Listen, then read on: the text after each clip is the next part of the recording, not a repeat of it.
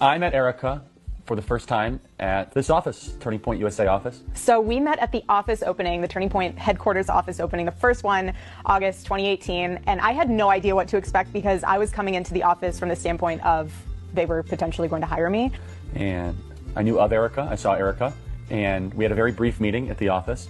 And then I had my first conversation with Erika. He'll tell it differently, so I'll tell you from my side. I was in the Hamptons. I get a random DM on my phone. I have zero service when I'm out there, and all of a sudden this DM flashes up, and it's like, Charlie Kirk DM'd you. Because it's so Charlie. August 31st, 2018. Hey, shoot me a text at, and gave me his number. I didn't respond for a few days.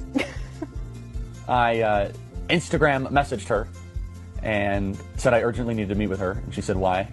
And it was partially a job interview and also partially something else.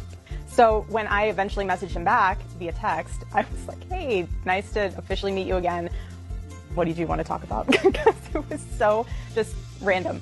And he was like, hey, I'm coming into town, into New York City. Let's meet at Bill's Burgers. Mind you, I've lived in Manhattan now for about 5 years. I've never eaten at Bill's Burgers before. So that I guess was a sign like, let's take an adventure tonight for dinner and go find Bill's Burgers and meet your future husband that you have no idea is about to be your future husband. And so then we had a great time, and it was about 15 minutes in, I quickly pivoted away from wanting to hire her to wanting to date her, and now we know how that worked quite well. He got there first, only because he was coming back from Fox, and he kind of beat me there, and I got out of my taxi, and we get our table, we sit down, and he orders. The thing that I love though is he was so sweet to the waitress. So that was something that I immediately noticed, that he was like really kind to them. And we ordered our food, and then that's when the grilling started happening. Like that's when the interview process started happening. So I'm like, okay, this is a legit interview. Like let's go. I'm glad I had my coffee. Like I'm ready to debate you about Aristotle and Socrates, and you want to talk about theology? Let's do it. Well, I'd never met anyone quite like her. I remember I called Tyler and I said he's gonna have to find talent somewhere else. And whatever opening he thought she would fill, that was not going to work. And Tyler was trying to coach me down because he said that she was way out of my league.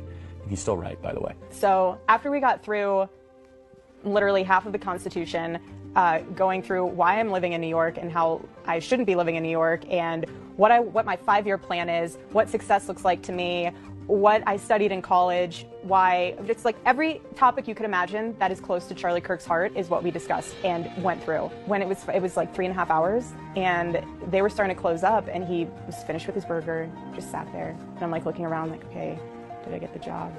Like, what's going on? I don't need the job, but did I get it? What's going on? And he goes, you know, I'm not gonna hire you. It's like, okay, well, thank goodness I didn't need the job because I'm already doing stuff here in Manhattan. He goes, I'm gonna date you. And I kind of just stood, I froze. I mean, wouldn't you? I literally froze. I was just like, okay, was not expecting this at all. And I was like, do you want to how about we just be friends first? Like, see where it goes? And I told her I had enough friends and that I didn't want to be friends with her. So that was kind of a non-starter. But if she wanted to date, that would be great. I had enough friends. And I think she still finds that to be very funny, but I meant it. And without hesitation and like zero hesitation, he goes, I have enough friends in my life. So either we're going to date or we're not. Do I have any time to think about it? Yeah, you have until tomorrow night when I take you out for dinner, and then you can give me your answer at dinner tomorrow night. But know that the offer's on the table, and I want to date you. Okay. So then afterwards, it was like, thank you for this meeting. I need to go walk home now so I can process what happened. And I literally remember walking home from like 54th and 5th all the way to 30th and Madison to just kind of process what just happened. And I remember calling my mom. I was like, hey, she's like, hey, how are you? What's going on? How did it go? And I was like, well, I didn't get the job. She's like, oh, that's okay. I was like, but I got a boyfriend. And she's like, oh, that's nice. The first date ended, if I remember correctly, just telling her I needed to see her again very soon, I believe Saturday. And then I guess our second date was a basketball date. And then that was a very fun night, a long night. And then I said, hey, do you want to go to Hawaii tomorrow? And because I was going anyway. And she said, sure.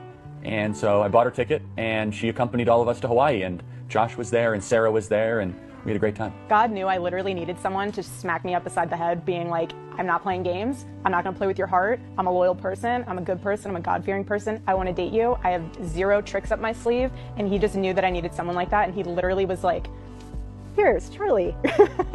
And it was just, I think it took me by such surprise in my mind, but in my heart, I was like, no, this is, let's do this. What was it like dating Erika? very fun. I mean, she's incredibly loyal, a great sport about traveling and about always having my back.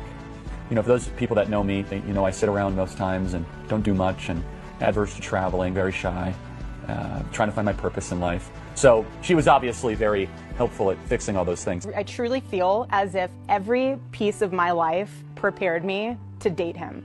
And eventually, obviously, marry him, but to date him. And I say that because ever since I was little, and even after college and adult years, I traveled all the time. And I was used to living out of a suitcase. I was used to a very unconventional schedule. I was used to the entrepreneur mindset and just in the mode of building and building and building. And so I got him. I understood that. I understood his sporadic schedule because mine was just as sporadic. And I understood the sleepless nights, and I understood like having to make the time for someone. It doesn't just come to you. You have to work at it. You have to invest into it. And so dating each other, I loved it. I mean, we got to know each other. I tell you what, you learn something about someone a lot more quickly by traveling with them than you do just seeing them on a weekend for just a getaway. When you travel with someone and you have to go through TSA and you have to go through all the different airports and you have to deal with hotel rooms not being ready and car rentals not working out and missing your flight and every logistic you can imagine, because you see every flavor of someone's humanity.